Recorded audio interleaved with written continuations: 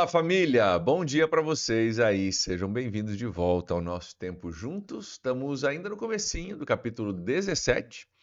Hoje eu quero olhar contigo um provérbio que vai virar alguns conceitos de cabeça para baixo, mas você vai ver logo logo que tem muita verdade, sabedoria e talvez um incentivo a uma esperança para mim e para você. Nós estamos em Provérbios capítulo 17. Hoje no versículo 2, onde eu quero ver contigo já uma coisa que vira a gente do avesso e nos faz perceber o que de fato importa na vida e como eu e você temos chance de crescer, de melhorar, de aprender, de galgar algumas posições, se a gente estiver disposto a fazer aquilo que lá no capítulo 7 a gente aprendeu, né? Ame a sabedoria, valorize ela, cara, abra mão de qualquer coisa, mas obtenha sabedoria, vendo o que você precisa vender, mas obtenha, mas compre a sabedoria, né? E comprar no sentido de valorizar, né? De dar valor, de abrir mão de coisas para ter a sabedoria. E a gente vai ver um dos resultados de quem faz isso hoje no capítulo 17, versículo 2. Vamos olhar juntos? Olha o que diz. Diz assim: o servo sábio dominará sobre o filho de conduta vergonhosa e participará da herança como um dos irmãos. Então aqui já de cara existe uma coisa que é, não se imagina, né? Foge do padrão. Um servo dominando sobre um filho e um servo participando da herança como um dos irmãos. Isso não é normal. O normal é que o filho, né, seja um dos herdeiros. O filho sempre dominava sobre o servo naquela época em que tinham servos nas casas. Por quê? Porque você confia mais num filho do que você confia num servo. Você quer priorizar mais um filho do que você vai priorizar um servo. Então, normal era que o filho dominasse sobre o servo. Mas aqui está dizendo, cara, tem um jeito do servo dominar sobre o filho. Tem um jeito do servo dominar sobre o filho. Inclusive desse servo participar de herança. Cara, como que alguém que não é filho de sangue participa de herança? Caso raro, né? Caso raro. Mas olha os detalhes e os adjetivos que estão nesse texto. Vamos agora ler de novo, com foco nos adjetivos. O servo sábio dominará sobre o filho de conduta vergonhosa e participará da herança como um dos irmãos. O servo sábio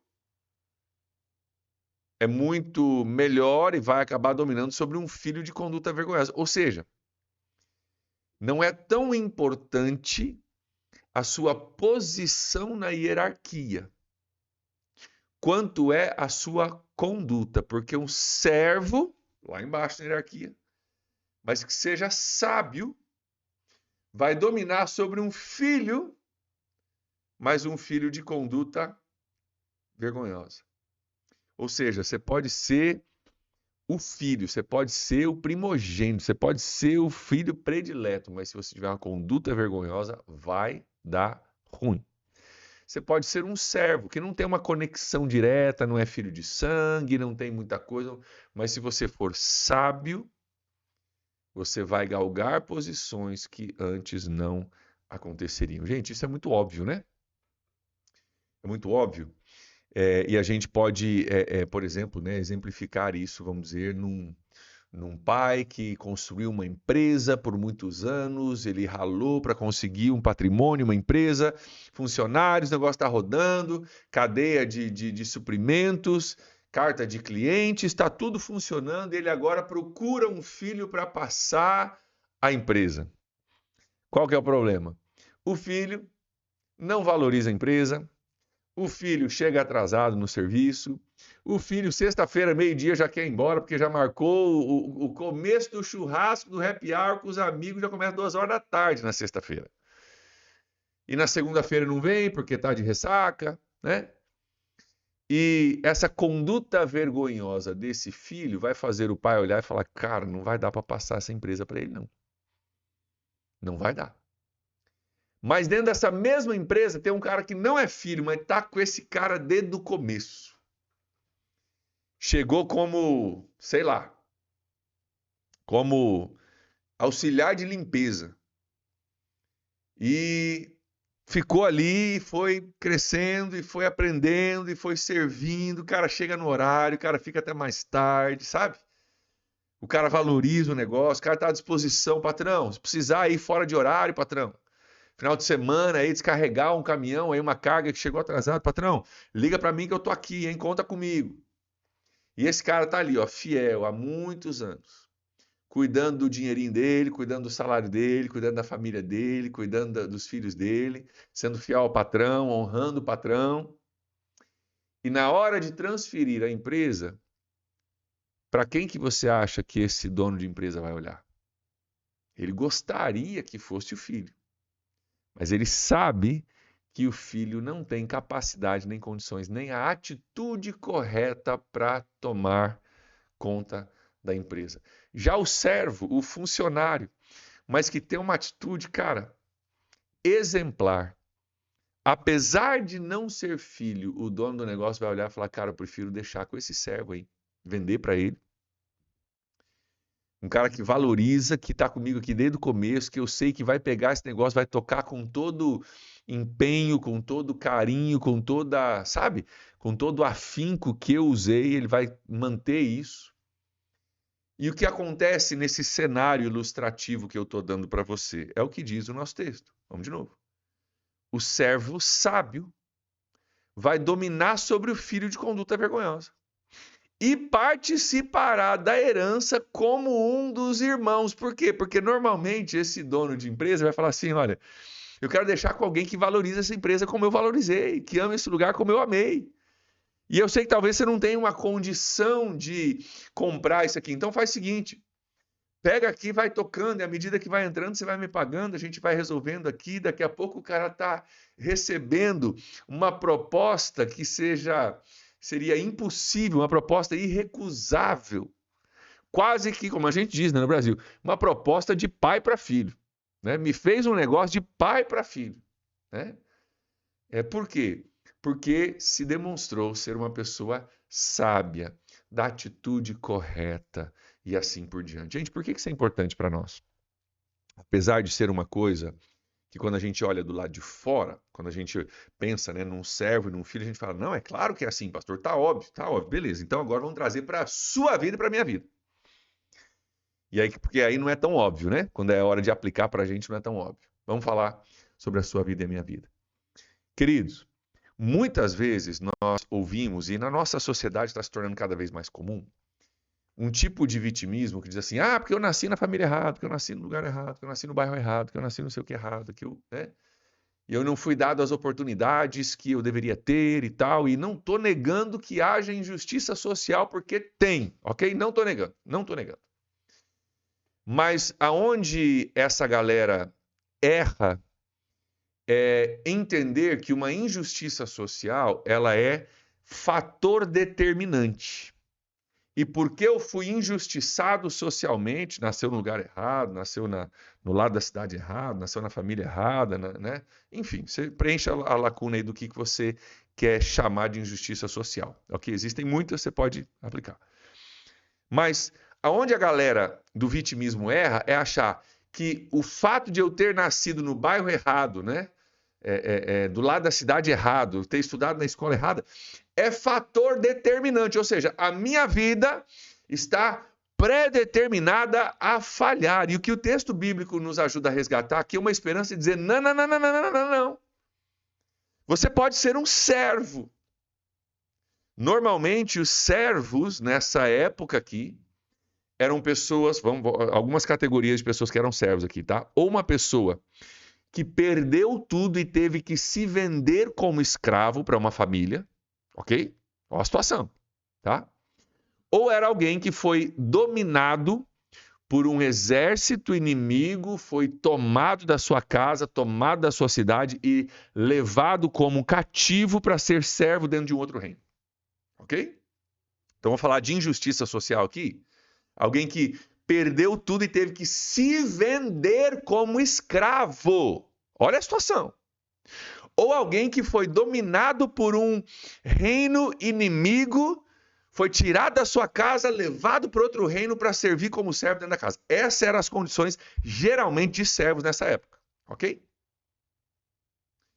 E o que o texto nos diz é, cara, mesmo com esse nível de injustiça social, de você ter perdido tudo, ter que se vender a si mesmo, ou de alguém chegar, dominar você, levar você como cativo, prisioneiro de guerra, literalmente.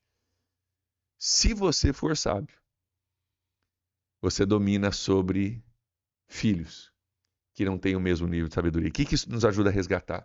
Resgatar a esperança de que aquilo que me aconteceu, aquilo que passou comigo, não é fator determinante, mas claro que contribui, claro que pesa, claro que tem diferença, mas fator determinante é a minha atitude à frente dessa situação.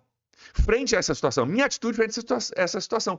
Por isso que o vitimismo, que está tão comum na nossa cultura hoje, é tão perigoso. Por quê? Porque ele não me incentiva a enfrentar a minha dificuldade e buscar sabedoria, buscar ajuda, a atitude certa para que eu possa vencer. Aliás, ele me dá uma atitude de vitimismo, que me faz parar, dizer que a culpa é do outro e retroceder. A esperança está... Apesar das dificuldades, se você tiver a atitude certa, você consegue prosperar. E o vitimismo, ele é demoníaco, eu vou dizer para você, tá? Minha opinião, é demoníaco. Esse vitimismo de justiça social que faz as pessoas travarem, ele é demoníaco. Por quê? Porque a pessoa perde a esperança, perde a proatividade de dizer, cara, eu posso não ter nascido no lugar certo, posso não ter tido a circunstância certa, ter estudado na escola certa. Mas se eu me esforçar, se eu for o primeiro a chegar, o último a sair, lavar o carro do patrão, ser fiel, honrar o meu patrão, trabalhar, cara, ganhar o meu pão, né, sabe, no suor, mas eu for fiel ali, cara, com certeza, ao longo do tempo eu serei honrado, eu serei reconhecido e eu vou poder construir algo melhor, talvez, do que aquilo que eu fui dado. Isso é tão importante, gente. Isso é tão importante, a gente compreender isso. Porque restaura para nós a nossa esperança, restaura para nós a visão de um futuro melhor e nos dá a esperança de a gente correr atrás, né? Da gente fazer melhor e de a gente trabalhar e se empenhar para, quem sabe, né? Acabar no final recebendo aí uma situação de pai para filho, né? Porque nós praticamente participamos da herança como um dos irmãos. Isso também, gente, nos remete ao seguinte, que nós como cristãos, vamos lembrar disso, devemos ter uma ética de trabalho exemplar. Nós como cristãos devemos ter uma atitude exemplar, uma ética de trabalho exemplar, devemos ser pessoas que se sobressaem dentro de um mercado de trabalho, por exemplo. Nós como cristãos devemos nos sobressair. Porque nós entendemos esses conceitos, aprendemos essas coisas e, mais uma vez, a sabedoria, ela pode ser algo que transforma a sua realidade. A sabedoria pode ajudar você a crescer na vida. Da mesma forma, a insensatez, né? Você pode ser filho e não ter muita coisa, porque a insensatez te pegou. Por isso, o valor dessa sabedoria que nós temos estudado aqui.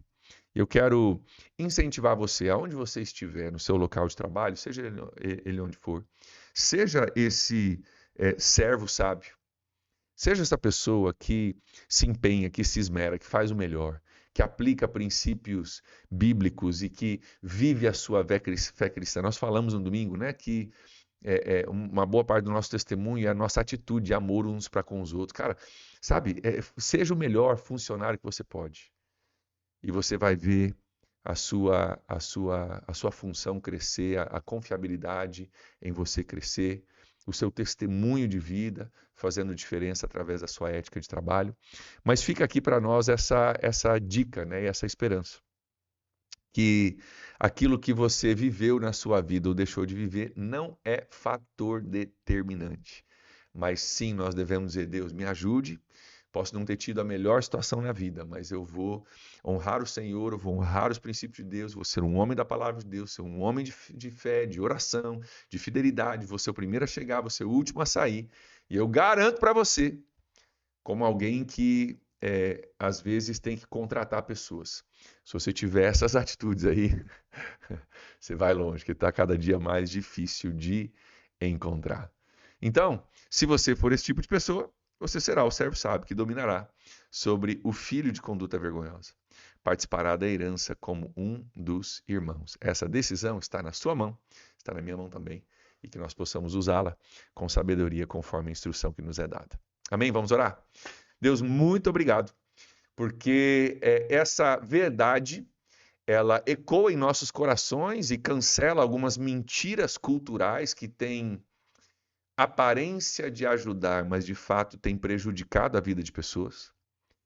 E ela nos aponta para uma responsabilidade também, um senso de responsabilidade, que não sou vítima do acaso, mas eu sou um protagonista e eu posso me posicionar de uma forma a reverter a minha situação. Eu oro para que cada um de nós tenha essa atitude, essa sabedoria, esse entendimento. Desfaz em nós, Deus, qualquer mentira cultural e nos ajuda a entendermos que nós não somos vítimas, mas sim temos um protagonismo e uma oportunidade de mudar a nossa situação através da mudança da nossa atitude. Nós oramos assim, gratos, em nome de Jesus. Amém. Amém, gente. Um abraço para vocês aí. Deus abençoe demais. Nos vemos amanhã. Tchau, tchau.